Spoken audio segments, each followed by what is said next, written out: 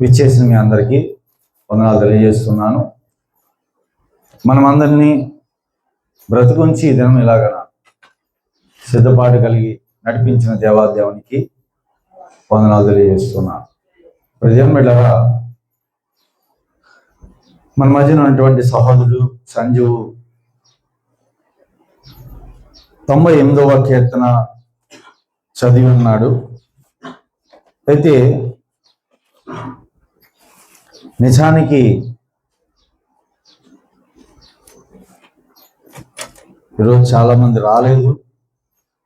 గడిచిన వారానికి ఉష్ణోగ్రత, గడిచిన వారం వర్షం వచ్చింది, ఈ వారం మరలా మార్పు వచ్చింది. ఏదైనా దేవుడు మనందరిలో కృప చూపి మనకైతే కొద్దిమంది అయినా మనకు అవకాశం ఇచ్చాడు దేవుడు. అందుని బట్టి దేవాదేవునికి మరొకసారి వందనాలు తెలియజేస్తున్నాను.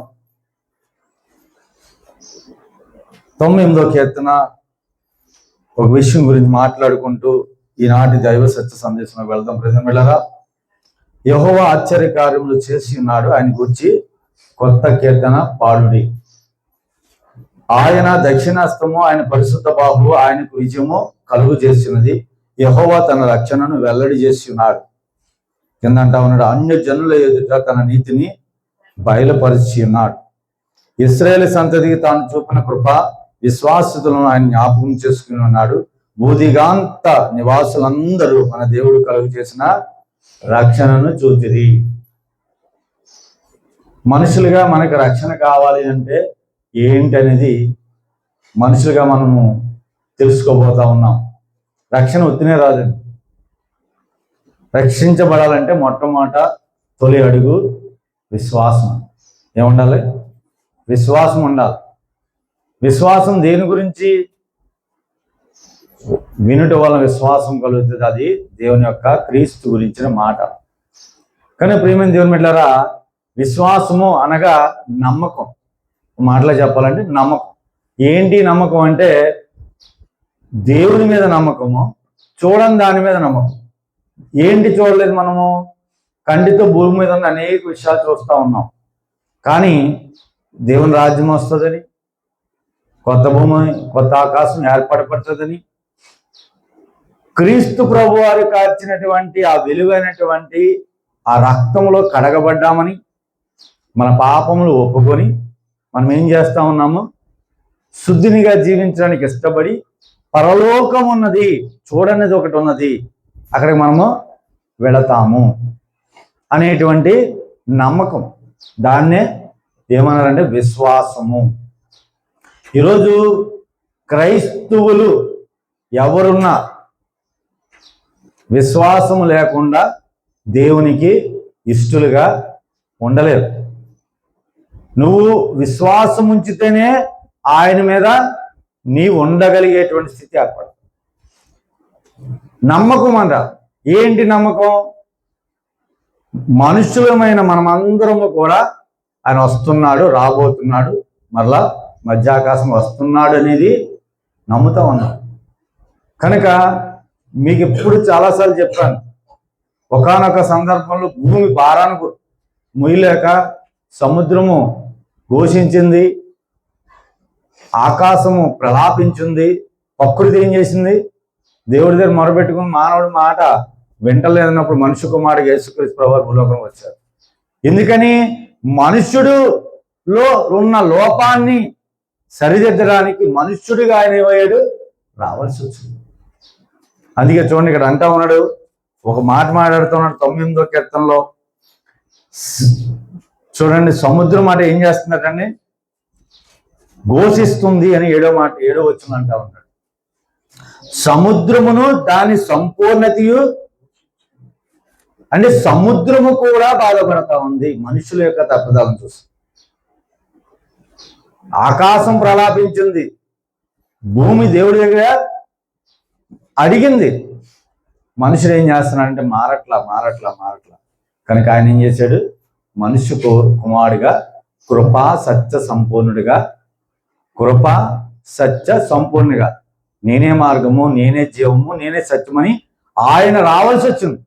ఆయనే కానీ రాకపోతే మన దేవునికి ఉగ్రతకి ఎప్పుడో బలైపోతుంది.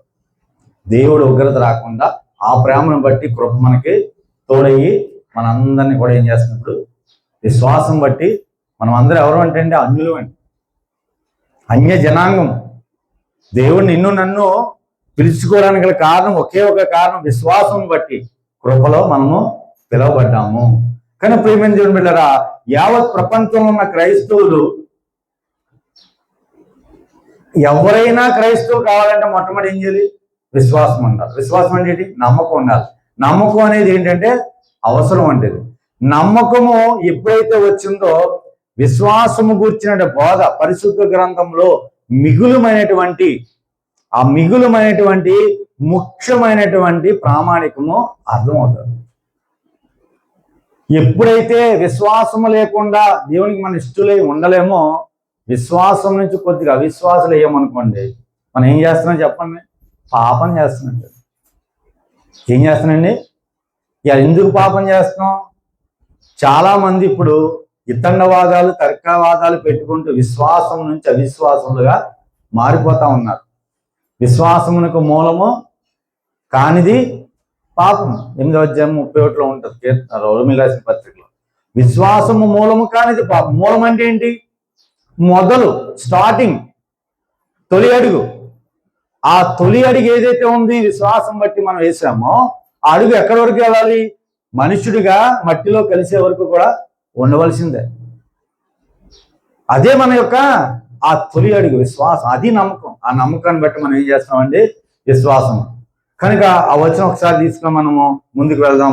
కొరింథీ రాసినటువంటి రోమిల్ రాసినటువంటి అపోస్తలుడైన పౌలు రోమా సంఘానికి హెచ్చరిస్తూ 8వ అధ్యాయము మరలా ఇక్కడ కీర్తనలోకి వస్తే మీకు అర్థమవుతుంది. సముద్రము ఘోషించింది. ఎందుకు ఘోషించింది? మానవుడిగా నీవు నేను ఏం చేస్తున్నాం? పశ్చాత్తాపం కలిగి ఇది విశ్వాసం బట్టి దేవుణ్ణి అడుగుతా ఉన్నామా? రోమిల్ రాసినటువంటి 8వ అధ్యాయము ఎవరైనా తీసినట్లయితే ప్రియమైన బిడ్డలారా,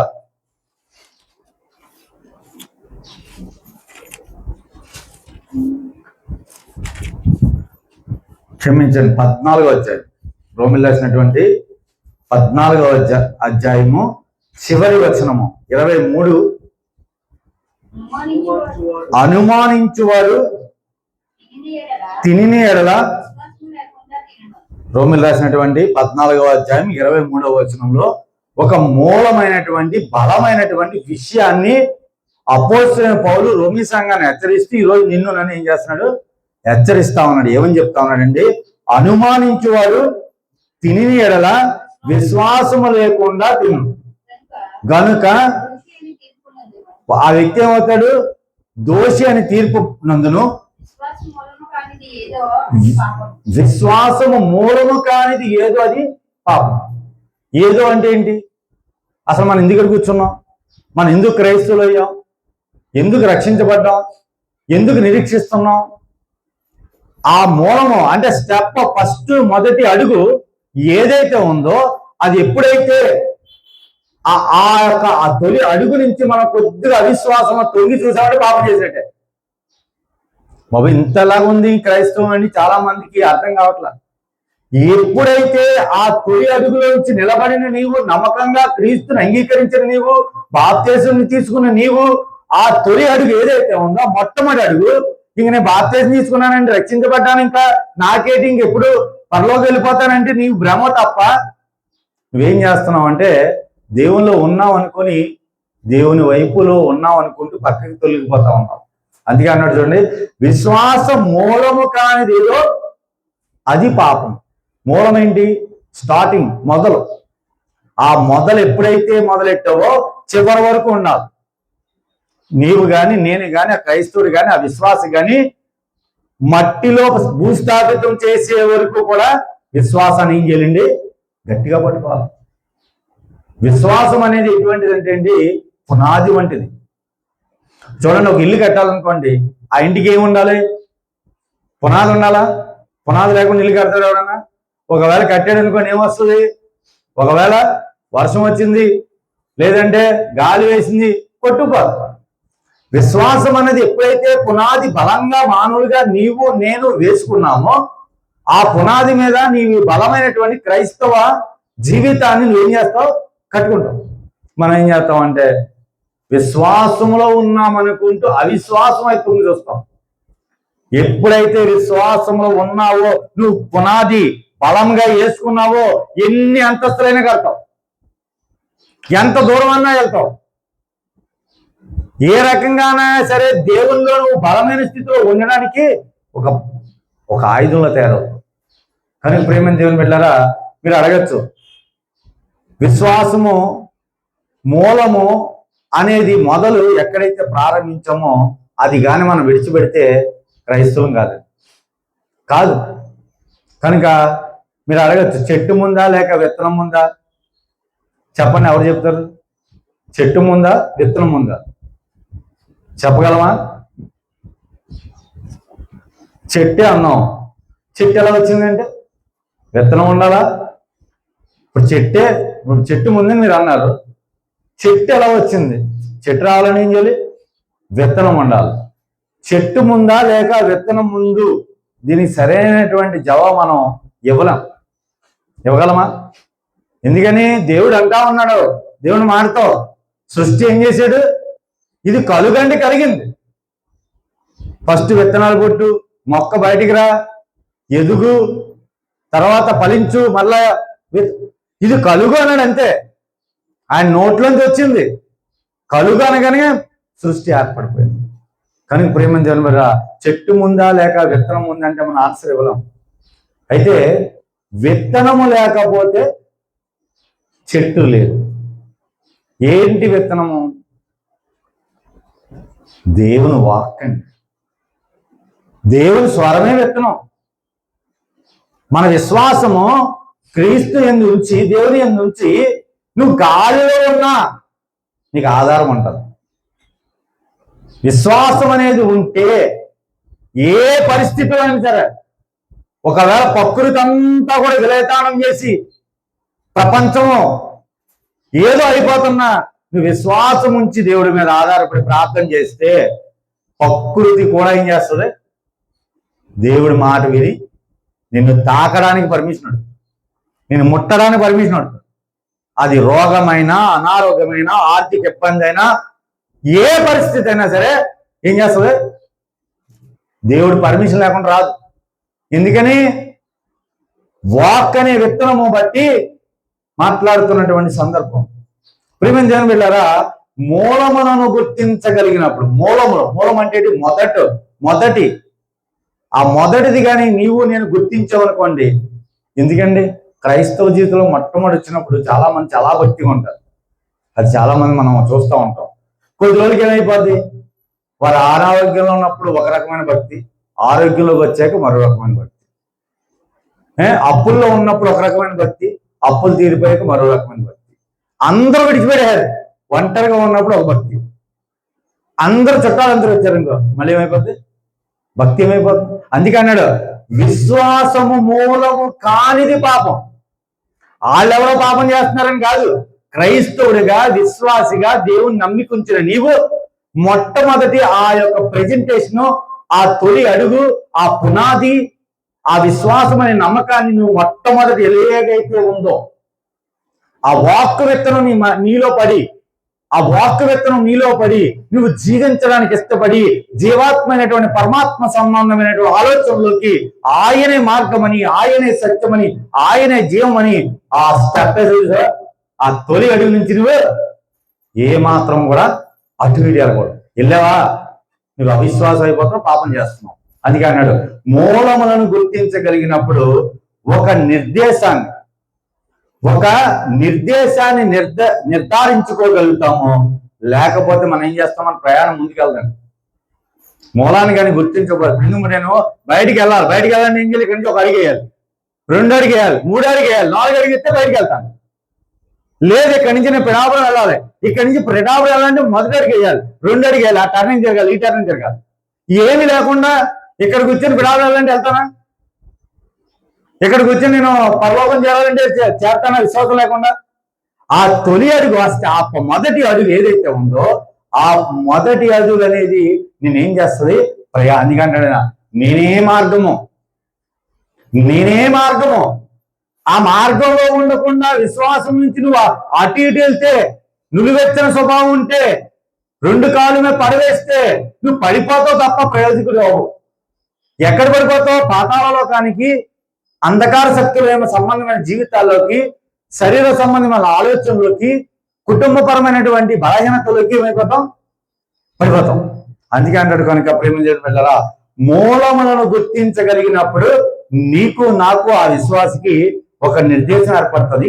ఆ నిర్దేశాన్ని బట్టి ఒక నిర్ధారణ కలుగుతుంది. ఆ నిర్ధారాన్ని బట్టి ఆ మార్గాన్ని ఎంచుకుంటావు. ఆ మార్గాన్ని బట్టి ప్రయాణాన్ని కొనసాగిస్తావు. ఆ ప్రయాణం ఎక్కడికి వెళ్తుంది? నిరీక్షణ బట్టి చివరి వరకు కొనసాగుతుంది. దానికి ప్రేమ ఏమిట్లరా, మూలములు తెలియకపోతే మన భక్తి కూడా వ్యర్థం. మూలం అంటే మొదలు. మూలం అంటే ఏంటి? మొదలు. మూలం తెలియకపోతే మన భక్తి వ్యర్థం. మనం భారతదేశం తీసుకోవడం వ్యర్థం. ఇంకా తెలియజేయాలంటే క్రైస్తవ జీవితం ఒక రక్షణలోకి రావడం వ్యర్థం. మనకు ఉండేటువంటి ఆయువు అంటే ఏంటి? ఆయువు అంటే ఒక మాట చెప్పంటే బ్రతకడం, ఆయుష్. మరి ఆయన అంటున్నాడు కదా, నేనే జీవము. ఏట జీవం? చనిపోయినా మళ్ళా మనం ఏం చేస్తాం? బ్రతుకుతాం అనేది జీవాన్ని ఆయన ఇచ్చాడు విశ్వాసం బట్టి. మనం ఏం చేస్తున్నాం? ఆ విశ్వాసం యొక్క మూలాన్ని, ఆ మొదల్ని, ఆ స్టార్టింగ్ ని ఏమైపోతున్నాం? పట్టుకున్నాం కానీ ఏం చేస్తున్నాం?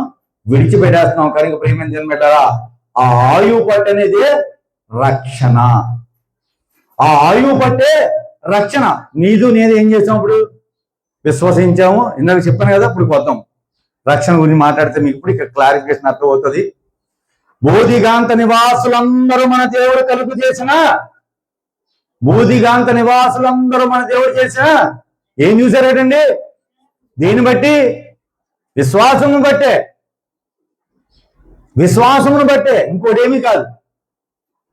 అందుకే ప్రియమైన దేవుని బిడ్డలారా, విశ్వాసము లేకుండా దేవునికి, ఎబ్రీ పత్రిక 11:6 అంటాడు, విశ్వాసము లేకుండా దేవునికి ఇష్టడే అంటే ఇష్టమైన వారుగా నీ దేవుని బిడ్డగా ఉండడం కష్టం. కాదు, ఒకసారి చదువుతాం, మనకి అర్థమవుతుంది. ప్రియమైన బిడ్డలారా, ఎబ్రీ రాసిన పత్రిక ఎవరైనా తీస్తే సహకరించండి.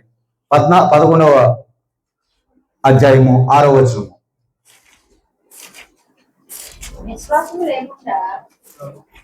చదువునా?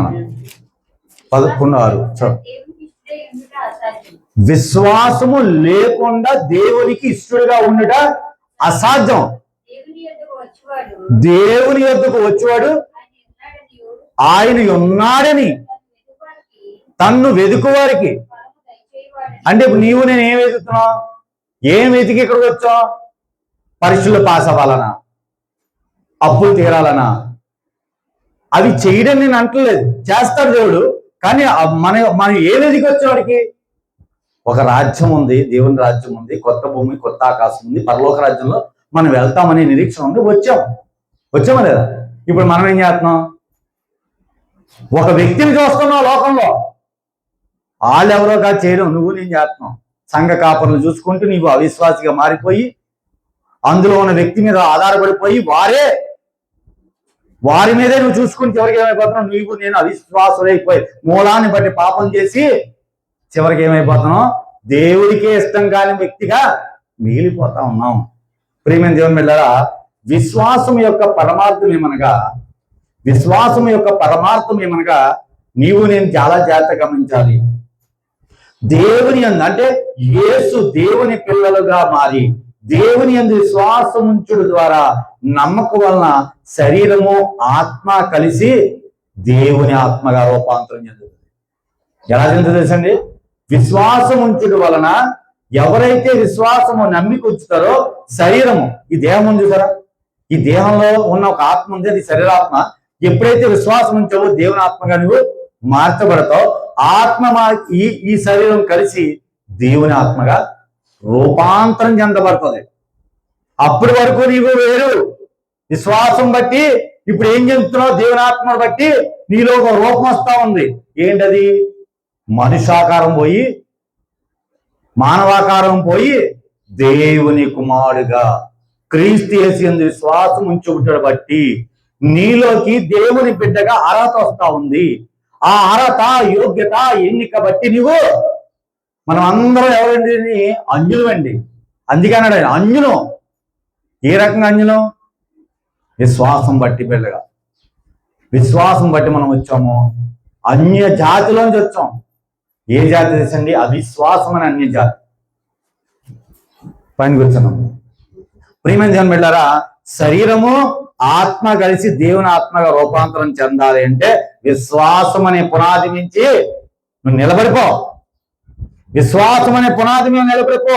విశ్వాస మూలం అంటే స్టార్టింగ్. నువ్వు ఎప్పుడైతే ప్రభువుని తెలుసుకున్నావో, ప్రభువుకి నువ్వు సమర్పించుకున్నావో, ప్రభు కొరకు నువ్వు జీవించడానికి ఇష్టపడ్డావో, ప్రభు కొరకు నిరీక్షిస్తున్నావో, ప్రభు వస్తున్నాను ఎదురు చూస్తున్నావో, ప్రభు మార్గంలోకి ఎప్పుడైతే వచ్చావో, ప్రభుతో ఉండడానికి ఇష్టపడి జీవాత్మను నువ్వు వెతికి నిరీక్షిస్తున్నావో, అక్కడే అలాగా ఆ బలమైన పునాది మీద నిలబడి ఆ తొలి అడిగి ఎప్పుడైతే చేసావో దాంతో నేను వెంచే ఆ మార్గంలో నుండు, బయటికి ఇటు రాకు.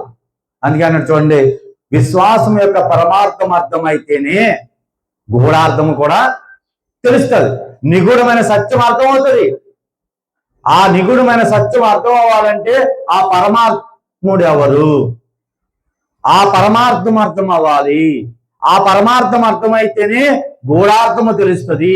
గూఢార్థము తెలిస్తేనే నిగూఢమైనటువంటి దైవికమైనటువంటి సత్యాన్ని నీవు నేను గ్రహించి మన అడుగు, తొలి అడుగును బట్టి రెండో అడుగు పడుతుంది, రెండో అడుగును బట్టి మూడో అడుగు పడుతుంది, మూడో అడుగును బట్టి నాలుగో అడుగు పడుతుంది. నువ్వు చివరి వరకు మట్టిలో కలిసే వరకు కూడా అట్లాగే ఉంటావు, అట్లాగే ఉంటావు. మనుషులను చూడవు, అధికారులను చూడవు, నీకున్న రక్త సంబంధమైనటువంటి, శరీర సంబంధమైనటువంటి, భూ సంబంధమైనటువంటి వాటి వైపు చూడవు. అది కొడుకైనా, కూతురైనా, భర్త అయినా, భార్య అయినా, బిడ్డలైనా, ఎవరైనా నువ్వు ఆయన మీద ఆధారపడతావు.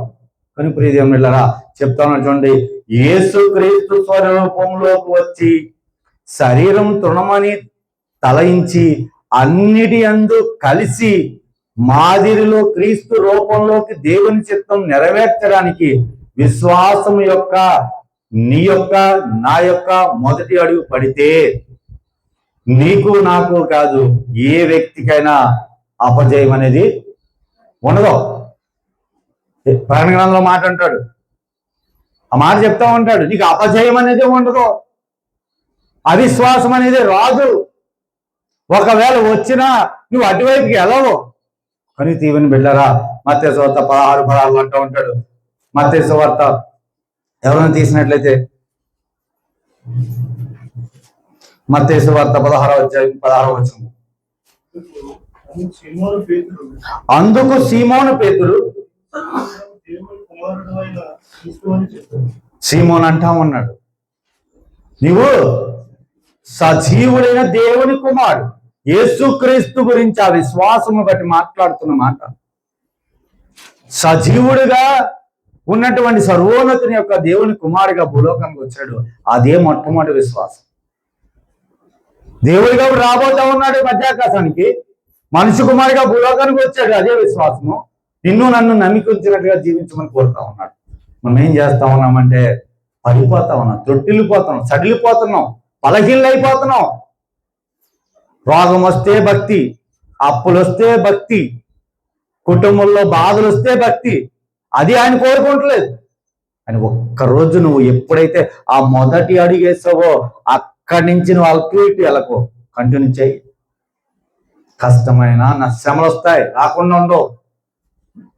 కష్టాలు వస్తాయి, రాకుండా ఉండవు. బాధలు వస్తాయి, రాకుండా ఉండవు. ఆవేదన వస్తుంది, దుఃఖం వస్తుంది, నీవు నలిగిపోతావు. ఎంతగా నలిగిపోతావో. ఇప్పుడు గోధుమ కింద ఉందండి, భూమిలో పాతి పెట్టాం, అది చచ్చిపోతేనే కదా మొక్క అవుతుంది. ఆ మొక్క మళ్ళా చెట్టు అవుతుంది. ఆ చెట్టులో దాని విత్తనాలు వస్తున్నాయి. నీలో ఉన్న శరీర కోరికలు చంపే, నీలో ఉన్న దేహానికి సంబంధించిన బలహీనతలు చంపే, భూ సంబంధమైన అన్నిటినీ చంపేసి నూతన జీవితాన్ని నీలోంచి తీసుకురా క్రీస్తు స్వరూపం ద్వారా. ఆ భక్తి నీకు ఒక్కసారి నువ్వు ఆస్వాదిస్తే, అనుభవిస్తే, నువ్వు ఒక్కసారి ఆ తొలి అడుగు వేస్తే ఈ ప్రపంచంలో నీకు ఏది అవసరం లేదు. నీకు నాకు ఏది అవసరం. భార్యతో పని లేదు, భర్తగా ఉంటే.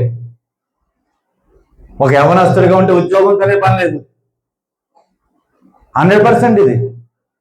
ఒక వ్యాపారస్తుడైతే నీకు అభివృద్ధితో పని లేదు, లాభాలతో పని లేదు. ఎందుకని?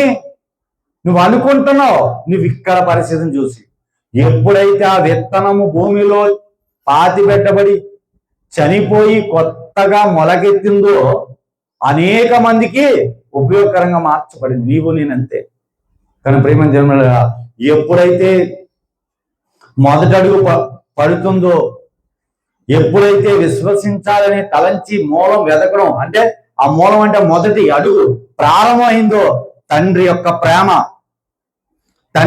ప్రేమ మనిషి కుమారుడిగా వచ్చినటువంటి క్రీస్తు వారి యొక్క కృప, పరిశుద్ధాత్మ దేవుని యొక్క ఆదరణ, వాక్యము గురించినటువంటి బలము కలిగి మనుష్యుడిగాను బ్రతకడం నేర్చుకుంటాం. అర్థమవుతుందండి? ఎప్పుడైతే ఆ తొలి అడుగు పడిందో, ఆ మొదటి అడుగు పడిందో, ఆ అడుగును బట్టి, విశ్వాస మూలంను బట్టి నీవు ఎప్పుడైతే ప్రారంభించడం చేసుకున్నావో తండ్రి యొక్క ప్రేమ అర్థమవుతుంది. మనం ప్రార్థన చేశాక ఆశీర్వాదం గురించి ప్రార్థన చేస్తూ ఉంటాం. సర్వోన్నత దేవుని యొక్క తండ్రి యొక్క ప్రేమ, కుమారుడైనటువంటి యేసుక్రీస్తు వారి యొక్క కృప, పరిశుద్ధాత్మ దేవుని యొక్క అన్యోన్య సహవాసము సదా తోడై నడిపించును గాక. ఆమేన్ అంటాం. ఎందుకని? ఆ విశ్వాస మూలమును బట్టి నీవు నేను ఆ మొదటి అడుగు అర్థమైతే, ఆ ఆదరణ అర్థమైతే, సముద్రం ఘోషించడం కాదు, భూమి ప్రలాపించడం, ఆకాశం ఘోషించడం కాదు, నీవు పశ్చాత్తాపంతో వెతుకు. ఆ సమయంలో ఎలా ఉంటుందో తెలుసా? దావీదు ప్రార్థన చేస్తే పరుపు తట్టినట్టుగా భూ సంబంధంతో నీకేమీ ఉండవు. ప్రియమైన దేవుని బిడ్డలారా, తండ్రి అయిన దేవునికి ఎలా ఆధిక్యత, ప్రాధాన్యత, ఆయన చిత్తాన్ని శరీరంలో జీవిస్తూ విశేషమైన యోగ్యత కనబరుస్తూ మరణిస్తాడో ఆ మనిషి దేవుడి దగ్గర. అర్థమవుతుందండి? శరీరధారిగా జీవిస్తూ తండ్రి అయిన దేవునికి, కుమారుని యేసుక్రీస్తు ప్రభువారికి ఆ మరలా మధ్యాకాశం దేవుడిగా ఆయన వస్తున్నాడని విశ్వసించి, నిరీక్షించి, విశ్వాసమును బట్టి, వాక్య రూపంగా మన మధ్య ఉన్నాడని వాక్యమును బట్టి, పరిశుద్ధాత్మ శక్తిని బట్టి ఆయనకి ఆధిక్యత, ప్రాధాన్యత, ఆయన చిత్తాన్ని శరీరంలో నీవు నేను జీవిస్తూ విశేషమైన యోగ్యతను కనబరిస్తూ మట్టిలోకి వెళ్ళావా, నువ్వు మరలా మొలకెత్తుతావు, మరలా జీవిస్తావు. అదే కదా విశ్వాసము, అదే కదండి. బ్రతికిన చేస్తున్నా మళ్ళా మనం ఏమవుతాం? జీవిస్తాం. ఎలా జీవిస్తాం? క్రీస్తు ద్వారా, దేవుని యొక్క కృపను బట్టి మరలా మనం ఏం చేస్తాం? నూతన జీవితాన్ని. మళ్ళా ఒక సమయం ఉంది. కనుక ప్రియదేవం వెళ్ళరా, మీకు అర్థం అవ్వడానికి మాట చెప్తా ఉన్నాను. చూడండి, విశ్వాసం ద్వారా కలిగే రక్షణ ఆధారం అంటే యేసుకు సర్వ అధికారం ఇవ్వబడినట్లుగా ఆయన యందు నమ్మిక ఉంచాలి. ఆయన యందు ఆధారపడిపోవాలి. ఇందా చదివాం కదా మాట, ఆ వాక్యం ద్వారా. మత్తయి సువార్త 28:19 చూసుకుని మళ్ళీ వాక్యం దగ్గరికి వస్తే మీకు అర్థమవుతుంది. మత్తయి సువార్త 28:19 ఎవరైనా తీస్తే త్వరగా సహకరించండి. కాబట్టి మీరు వెళ్ళి సమస్త జనులను శిష్యులుగా చేయండి. తండ్రి యొక్కయు, కుమారుని యొక్కయు, పరిశుద్ధాత్మ యొక్కయు నామములోనికి. యేసుక్రీస్తు ప్రభువు చెప్తున్నమాట. ఎలా ఇమ్మంటున్నాడండి బాప్తిస్మం? తండ్రి యొక్కయు, కుమారుని యొక్కయు, పరిశుద్ధాత్మ యొక్క నామంలో బాప్తిస్మం ఇవ్వండి, సమస్త జనులను శిష్యులుగా చేయండి. నేనొక్కనే వాక్యం చెప్పడం కాదు, నీవు చెప్పాలి. నువ్వొక్క దానివే సువార్త ప్రకటించడం, కరపత్రాలు వేయడం, చాపలు వేయడం కాదు, నేను చేయాలి. హెచ్చు తగ్గులు లేవు ఇక్కడ. అందరం ఈక్వల్ క్రీస్తుని బట్టి. అది నీకు దేవుడు ఇచ్చినటువంటి యోగ్యత. అన్య జనులము మనం. యాకోబులు అంటాడు, యేసును బట్టి మనము ఒక జననం ఎత్తామట. ఏ జననం అట? నూతన జన్మ ఎత్తాం. మనమందరము దేవుని పిల్లవమే. తాత ముత్తాతలు పేర్లు పెట్టుకోవడానికి పనికిరాదు. దేవుని పిల్లగా నువ్వు జీవించడానికి ఇష్టపడ్డావు కనుక ఇక నుంచి నీ విశ్వాసమే నీకు ఆయుధం, విశ్వాసమే నీ పునాది, విశ్వాసమే నీ వాయువు, విశ్వాసమే ఆధారము, విశ్వాసమే నీ బ్రతుకు, విశ్వాసమే నీ నిరీక్షణ, విశ్వాసమే అన్నిటికి. విశ్వాసం లేకుండా దేవుడికి ఇష్టమై ఉన్నట్టు అసాధ్యము కనుక అసాధ్యాన్ని సుసాధ్యం చేసేవాడు నీతో ఉన్నాడు కనుక యావత్ ప్రపంచమే నీ ముందు ఉంటాం. విశ్వాసం బట్టి మనం ఏం చేస్తుంటాం? విశ్వాసమే చెప్పుకోవడానికి. కనుక ప్రియమైన దేవుని బిడ్డలారా, మరణము నొందవలసిన మానవుడు తిరిగి లేచుట అనేది పునరుత్థానం ద్వారా క్రీస్తు వలె క్రీస్తు కృప ద్వారా జీవించుట వలన ఆ మొదటి మూలము యొక్క అర్థము మానవుడికి అర్థం కాదు. ఎప్పుడైతే నూతన జన్మ ఎత్తావో, నూతన జీవి అయ్యావో, దీనివలన మరణించినా మళ్ళా బ్రతుకుతాం అనే ఒక నమ్మకం కదా. మరణము నొందవలసిన మానవుడు ఏ మరణం అండి? ఒకటో కాదు, రెండో మరణం తెలుసు మీకు? ప్రకటన గ్రంథం ఉంటుందన్నమాట. రెండో మరణం తప్పించుకోవడానికి ప్రకటన గ్రంథం మాట చెప్తా ఉంటాడు, మరణము నొందవలసిన మానవుడు తిరిగి లేచురా. ఆ మరణం ఎలాంటి? పురుగుకి చావదు, అగ్ని ఆరదు. దాని నుంచి తప్పించుకోవడానికి దేవుడు ఏం చేశాడంటే నీకు నాకు జీవాత్మనుంచాడు. దేవుని స్వరూపంలోకి నడుచుకుని విశ్వాసం బట్టి ఆ వాక్కు అనే విత్తనాన్ని బట్టి నువ్వు మరలహించే పుష్పించు, వెదజల్లు, అనేకులకు ఒక మార్గాన్ని నీ ద్వారా అనేకులకి తెలియజేయి. ప్రేమ దేవుని బిడ్డలారా, అక్రమైన మనస్తత్వం కలిగిన నీవు గాని నేను గాని విశ్వాసం మూలమును క్రమంగా జీవించడము ప్రారంభము చేయకపోతే అవిశ్వాసులుగా మనం ఏం చేస్తున్నాం? ఇప్పుడు ఆజ్ఞాతిక్రమం పాపం అని తెలిసి ఎంతమంది తెలుసు? అందరూ తెలుసు. ఆజ్ఞ ఏమి ఇచ్చాడైనా విశ్వాసగా ఉండన్నాడు. ఇప్పుడు ఎంతమంది మనం పాపం చేస్తున్నాం? పరలోకి వెళ్తామంటారా? తిరిగి లేస్తామంటారా? క్రైస్తవ్యం అంటే చాలా జాగ్రత్తగా ఉండాలండి. మానవుడిగా మనం ఎలా ఉండాలంటే మన మాట చాలా కరెక్ట్గా ఉండాలి. విస్తారమైన మాటలో దోషం ఉంటుంది అంటే ఎవరికి అర్థం కాలా?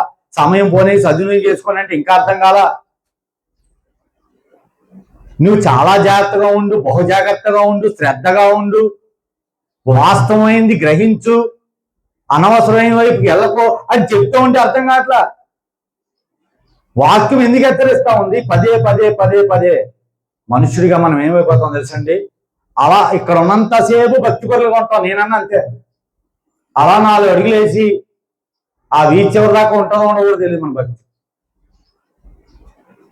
ఎక్కడైతే నీ భక్తిని నువ్వు కాపాడుకోవాలో అక్కడ కాపాడుకుంటేనే నువ్వు విశ్వాసం.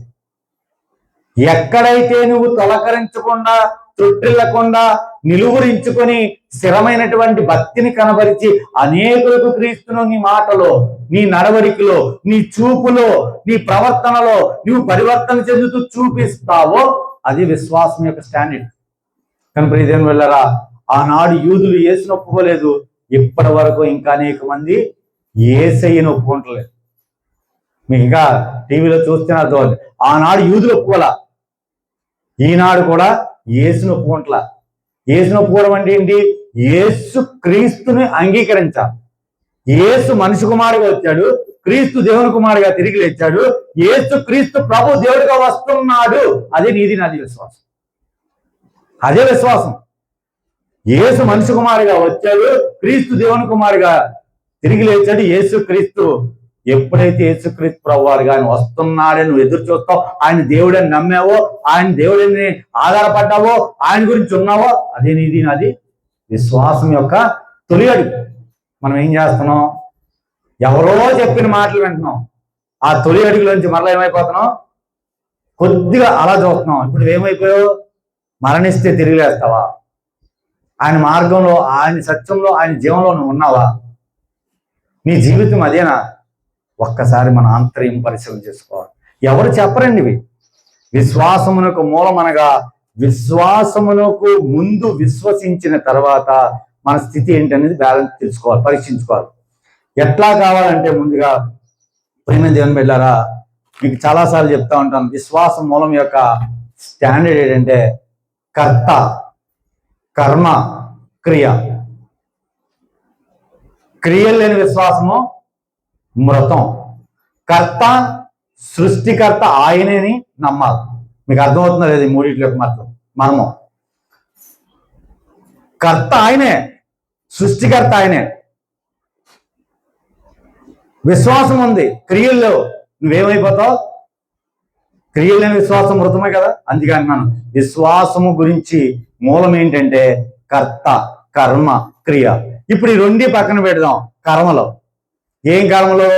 నువ్వు శరీరముతో జీవించినటువంటి జీవితములో కర్తని ఆయన నమ్మాలి, క్రియలు మంచివై ఉండాలి. ఈ కర్మలు ఎలా ఉండాలి? ఆయన ఆధారం చేసుకుని మంచి పనులు తప్ప చెడు పనులు చేయకూడదు. విశ్వాసం మూలం ఏంటి? కర్త, కర్మ, క్రియ, నీ మూడింటిని దేవుడికి అనుకూలంగా నువ్వు చేయడమే విశ్వాసం మూలం.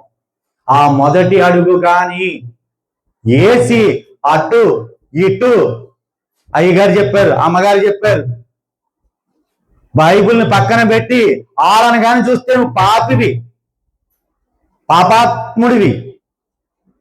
ఆయన ఆజ్ఞను నువ్వు చూడవలసింది ఎవరిని? ఆయన్నే చూడాలి. సృష్టికర్తను చూడాలి, సృష్టిలో ఉన్నవాని కాదు, సృష్టికర్తను చూడాలి. క్రియలు విశ్వాసం బట్టి నీతిగా ఉండాలి. అప్పుడు నీ కర్మలను బ్యాలెన్స్ అవుతాయి. అందుకని ప్రియమైన బిడ్డలారా, విశ్వాసము మానవ జీవితానికి మళ్ళా చెప్తున్నాను ఒక ఆయువు పట్టుదు. ఆ ఆయువు పట్టును కానీ నువ్వు విస్మరించినా విడిచినా నీలో బలహీనమైన పరిస్థితులు వస్తాయి. రోగం వచ్చిందంటే దానికి కారణం నువ్వే, అప్పులు అయ్యావంటే కారణం నువ్వే, నీ కొడుకు నీ కూతురు నీ మాట వింటలేదని కారణం నువ్వే, నీలోకి అనేకరమైన ఉపద్రవాలు వస్తా ఉన్నాయి, బాధలు వస్తున్నాయి, దుఃఖాలు వస్తున్నాయి, ఆవేదనలు వస్తున్నాయి, సమస్యలు వస్తున్నాయి. వీటన్నిటికీ ఆయువు అనేటువంటి ఆ జీవాన్ని నువ్వేం చేస్తున్నావు? ఆ జీవిని నువ్వేం చేస్తున్నావు? ఆ విత్తనాన్ని నువ్వేం చేస్తున్నావు? ఫలదాయకమైన స్థితిలోకి రానికి స్థితిలోకి తీసుకొస్తున్న పరిస్థితిని బట్టి దానికి కారణం ఎవరో? నువ్వే, నేనే, మరి ఎవరో కాదు. ప్రియమైన బిడ్డలారా, ఈ యోహాను సువార్త 9వ అధ్యాయం 22వ వచనం మాట్లాడుతూ ఉంటాడు. సమయం అవుతుంది, త్వరగా ముగించేస్తాను. యోహాను సువార్త 9వ అధ్యాయం 22 ఎవరైనా తీసినట్లు సహకరించండి. వారి తల్లిదండ్రులు యోహాను సువార్త 9:22 చదువు.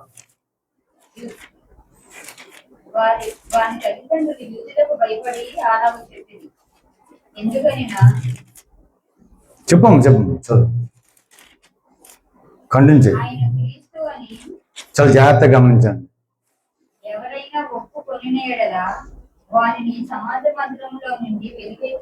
ఇక్కడ సంఘటన జరిగింది. పొట్టు గుడ్డివాడు, ఆ గుడ్డివాడు జరిగిన కార్యక్రమాన్ని బట్టి ఆనాడు యూదులు ఉన్నటువంటి, ఆనాడు ప్రజలు ఉన్న ప్రజల్లో ఏమని ఒప్పుకుంటే సిలివేస్తున్నారండి? వాని తల్లిదండ్రులు యూదులకు భయపడి అలాగ చెప్పి, ఎందుకైనా ఆయన క్రీస్తు అని ఎవరైనాను ఒప్పుకొని ఎడల వానిని సమాజ మందిరంలోని వెలివేతమని యూదులు అంతకుముందే నిర్ణయించుకొని. అంటే నీవు క్రీస్తు తిరిగి లేచాడని ఒప్పుకొని విశ్వాసం బట్టి సంఘముగాను సమాజంగా కూడుకున్నావు కదా. ఇప్పుడు గడి వస్తా ఉంది. యోహాను 14లో అంటాడు, కలవరపడకుడి, అభ్యంతరపడకుడి, నిన్ను చంపే రోజు వస్తా ఉంది. యేసుక్రీస్తు ప్రభువు ఉన్న రోజే చెప్పాడు. కావాలంటే యోహాను 14 చదవండి. మీ హృదయమును కలవరపడనీయకుడి, దేవుని యందు విశ్వాసం ఉంచుతున్నారు, నా యందును విశ్వాసం ఉంచుడి, నా తండ్రి ఎంట అనేక నివాసము కలవు, లేని ఎడల మీతో చెప్పుదును. మళ్ళీ ఇదే యోహాను 16వ అధ్యాయం అంటున్నాడు చూడండి. మళ్ళీ మొదలు వచ్చింది చదవండి. మీరు అభ్యంతర పడకుండా వల్లని ఈ మాటలు మీతో చెబుతున్నాను. వారంటే ఎవరు? ఆ పరిస్థితులను బట్టి వారు మిమ్మును సమాజ మందిరములలో నుండి వెలివేదు, మిమ్మును చంపు ప్రతివాడు. నిన్ను చంపడం ఏంటి? దేవుని సేవ చేయడం ఏంటి? కత్తి పట్టేసి నిన్ను హతమార్చేసి దేవుని సేవ చేసేటువంటి ఒక జనరేషన్ వస్తా ఉందని 2000 సంవత్సరాల క్రితమే చెప్పాడు. ఇప్పుడు నువ్వు నిజంగా నిలబడతావు విశ్వాసిగా? గ్రంథాన్ని పట్టుకొని బయటికి వెళ్ళి నేను ప్రభువుని తెలుసుకున్నాను ధైర్యంగా చెప్పగలవా? యేసు కొరకు జీవిస్తున్నానని చెప్పగలవా? క్రీస్తు కొరకు జీవిస్తున్నానని చెప్పగలవా? దేవుడైన రక్షకుడని చెప్పగలవా? విశ్వాసం మొదటడిగా చెప్పగలవా? ఇక్కడి నుంచి నీలో ఉన్న ఆయన గురించి నీవు నిలబడితే కిందంటాడు చూడండి, ఇంకా అంటాడు చూడండి, మిమ్మును చంపు ప్రతివాడు తాను దేవునికి సేవ చేయుచున్నాననుకోను కాలం వచ్చుతున్నది. 2000 సంవత్సరాల క్రితమే ప్రభువు రాయించది మాట. ఇంకా అంటున్నాడు చూడండి, వారు తండ్రిని నన్నును తెలుసుకొనలేదు కనుక ఇలా వచ్చేది. ఆనాడు జరిగింది, మరలా ఈనాడు జరుగుతుంది. ఒకవేళ ఆయన రాకడ ఆలస్యం అయితే మరలా జరుగుతుంది.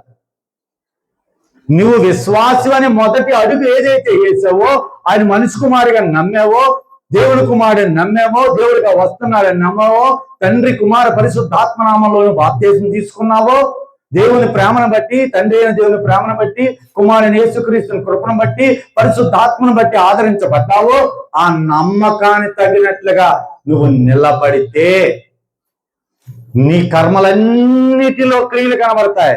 ఆ క్రియల్లో విశ్వాసం చూపిస్తావు. విశ్వాసమును బట్టి నువ్వు తండ్రి అయిన దేవుడు సృష్టికర్తని, సర్వోన్నతుడిని స్టాండర్డ్ అవుతావు. కనుక ప్రియదేవుని బిడ్డలారా, ఇదే యోహాను సువార్త 9:25 అంటా ఉన్నట్టు చూడండి. త్వరగా ముగించేద్దాం. యోహాను 9:35-39 యోహాను రాసినటువంటి పత్రిక సువార్త చదువునా.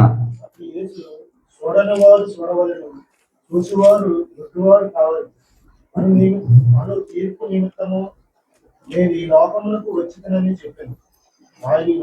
ఆయన వద్దనున్న పరిచర్యలో కొందరు ఈ మాట విని 9:35 చదువుతున్నానా? పరిసయ్యులు వానిని వెలివేసిరని యేసు విని వానిని కనుగొని, నీవు దేవుని కుమారుని అని విశ్వసించుతున్నావా అని అడిగాను.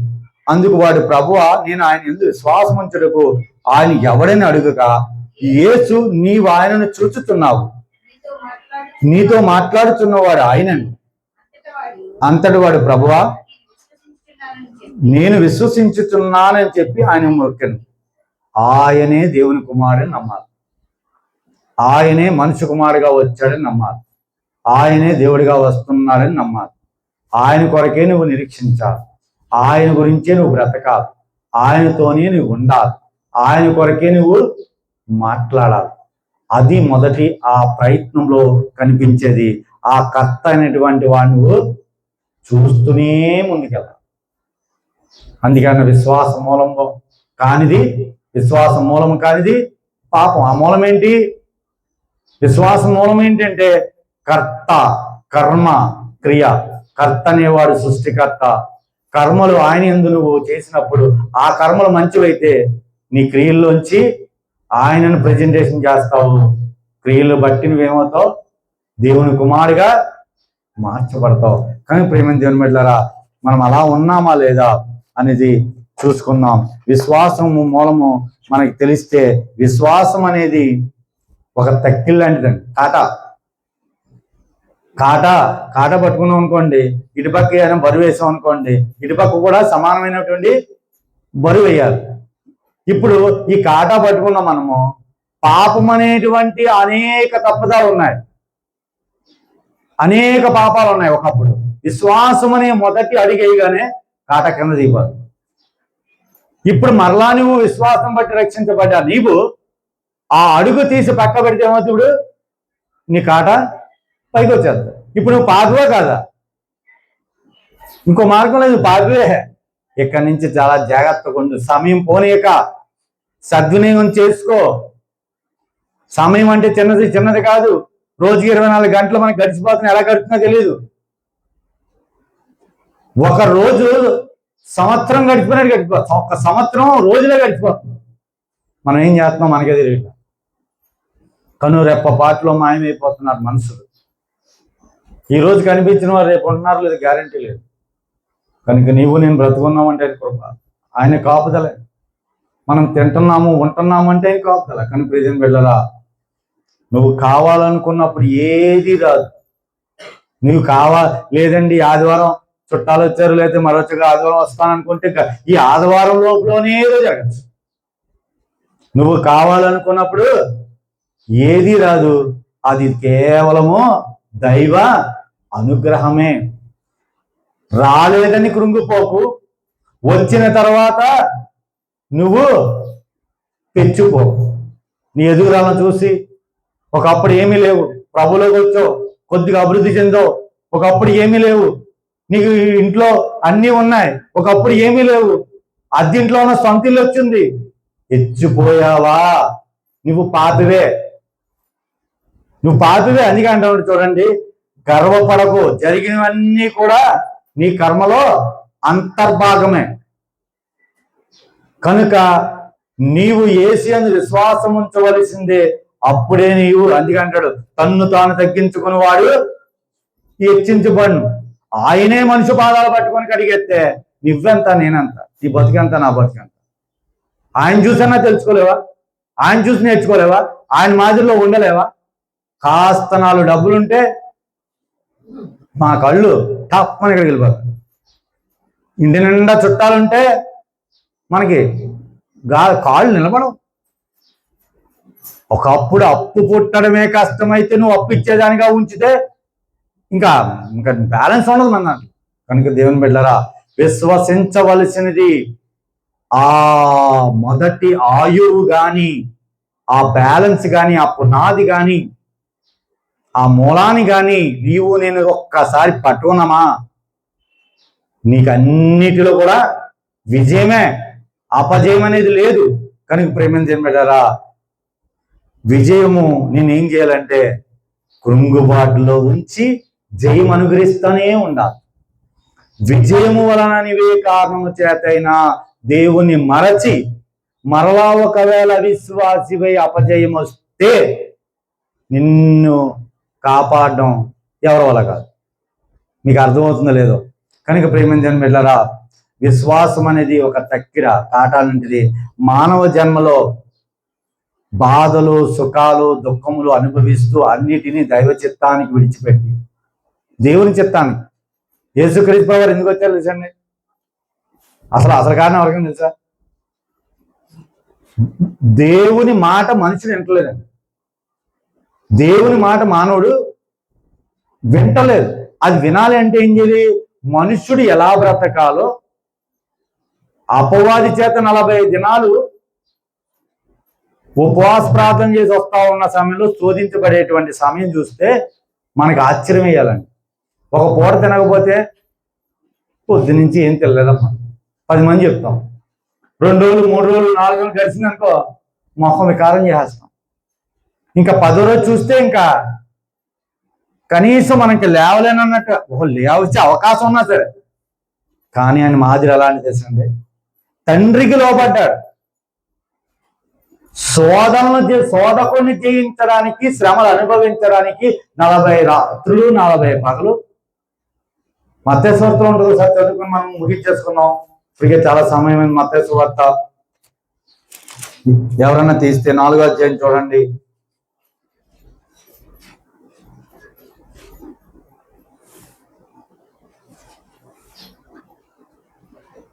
నాలుగో అధ్యాయము 2వ వచనం 3వ వచనం చదువుకున్నాం. ప్రియమైన బిడ్డలారా, 40 దినములు 40 రాత్రులు ఉపవాసం ఉండిన పిమ్మట ఆయన ఆకలి కొనక ఆ శోధకుడు, ఏ శోధకుడు అండి? అపవాదిగాడు వచ్చాడు. ఆ శోధకుడు ఆయన వద్దకు వచ్చి, నీవు దేవుని కుమారుడు అయితే ఈ రాళ్ళు రొట్టెలైనట్లు ఆజ్ఞాపించమని. అందుకైనా మనుషుడు రొట్టె వలన మాత్రము కాదు గాని దేవుని నోట నుండి వచ్చు ప్రతి మాట వలన, ఆ వాక్య జీవం అండి. నీకు ఆయువది, ఆ బ్రతుకు నేను మార్చేది. వస్తాడు సాధకుడు, ఆయనే శోధించడానికి వచ్చినప్పుడు నువ్వెంత, నేను. శ్రమలు వస్తాయి, కష్టాలు వస్తాయి, బాధలు వస్తాయి, దుఃఖాలు వస్తాయి, ఆవేదనలు వస్తాయి, రోగాలు వస్తాయి. అందుకే అంటాడు, 2 కళ్ళుతో పరలోకం చేయడం కన్నా ఒక కన్నుతో వెళ్ళు. 2 కాళ్ళతో పరలోకం చేయడం కన్నా వాడి 1 కాలుతో వెళ్ళు. ఎందుకంతగా క్లారిఫికేషన్ ఇచ్చాడు ఎవరికి అర్థం కావచ్చు. సమయం పోనేవారు సద్వినియోగం చేసుకున్నాం. విశ్వాసాన్ని పట్టుకున్నాం మనం. ఆయనే దేవుడని, ఆయనే మనిషి కుమారుడని, ఆయనే దేవుడు కుమారుడిగా వచ్చాడని, ఆయనే రక్షకుడని, ఆయన కొరకు నువ్వు నిరీక్షిస్తున్నావు.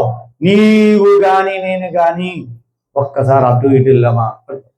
కానీ ప్రేమ దేని పెట్టారా, ఏ కారణం చేత కూడా మనము ఆ కర్తను విడిచిపెట్టాలి. సముద్రం ఘోషించింది, ఆ కర్తను దగ్గర సృష్టికర్తను అడుగుతా ఉన్నాం. సముద్రం ఘోషిస్తాం, ఆకాశం ప్రలాప యెషయా గ్రంథం అంటాడు, ఆకాశము భూమి అట గగ్గోలు పెట్టింది అంటాడు సందర్భం. పశ్చాత్తాపంగా అడగండి, ప్రభా ఒకప్పుడు పాపిని క్షమించావు, విశ్వాసం బట్టి రక్షించబడ్డాం, ఇక నుంచి ఆ తప్పుని చేయకుండా, మళ్ళీ అటువైపు వెళ్లకుండా, లోకాసుల వైపు వెళ్లకుండా, శరీర కోరికలు వెళ్ళకుండా, ఈ భూ సంబంధమైన వాటి వైపు చూడకుండా, ఉన్న దాంట్లో తృప్తి కలిగి సముచితంగా భక్తిని కొనసాగిస్తానని ప్రార్థిస్తాం. ఆ విశ్వాసంలోనే ఉంటాం. ఒకవేళ అలా కాకపోతే మనము బలహీనం అయిపోతాం. కనుక ఆయన కొరకే జీవిద్దాం. కనుక ప్రియాతి ప్రేమ దేవుని బిడ్డలారా, నేడే రక్షణ జనం ఇది అనుకూల సమయం, రేపుడిది ఆయన ఇచ్చి బహుమానం. ఈ ప్రపంచంలో పుట్టి పెరగడం, మానవ యొక్క కర్మలను అనుభవించి తీరాలి. మానవ స్వభావం పాపం వలన మట్టి స్వభావం, ఆ స్వభావం వలన ఆదాం వలన వచ్చిన కర్మఫలమే మరణం. క్రీస్తు యేసు ద్వారా కలిగిందే జీవము. నీవు నేను బ్రతుకుతాం, ఆ బ్రతుకులో ఉండడానికి వచ్చాము. విశ్వసించినట్టుగానే జీవిద్దాం. శరీరము ఆత్మ దేవుని రూపంలోకి రూపాంతరం చెందిన మనము ప్రేమను బట్టి కృపను బట్టి ఆదరించబడ్డాం. ఆ భక్తిలోనే వెళదాం, ఆ భక్తినే కొనసాగిద్దాం. ఆ మూలమే మొదలు, అదే ఆయువు. అలా ఉండడం ప్రయాసపడదాం. కడుపు ప్రార్థన చేసుకుందాం. పరిశుద్ధుడా ఘనమైన దేవుడా తండ్రి, మీకు కృతజ్ఞతావందనాలు. ఏదైతే మా కొరకు ఇచ్చారో ఆ మొదటి ప్రేమను బట్టి, ఆ కృపను బట్టి, ఆదరణ బట్టి వందనాలు తండ్రి. అది విడిచి లోకం వైపు పల్లకుండా మా అందరిలో కృప చూపు కనికరించండి. మీరు ఇచ్చిన తలాంతను బట్టి మీ కృతజ్ఞతావందనాలు తెలియజేసుకున్నాం ప్రభా. యేసయ్య మీకే స్తుతి స్తోత్రం, ఆయన స్తోత్రం ప్రభా. దేవా మీకే కృతజ్ఞతావందనాలు, స్తుతులు, స్తోత్రం ప్రభువా. మనుషులుగా మేము అన్యులమయ్యా, అన్యజాతి వారు, ఏ రకంగానూ అర్హులం కాదు, అయోగ్యులం, అపరిశుభ్రమైన మనుషులం.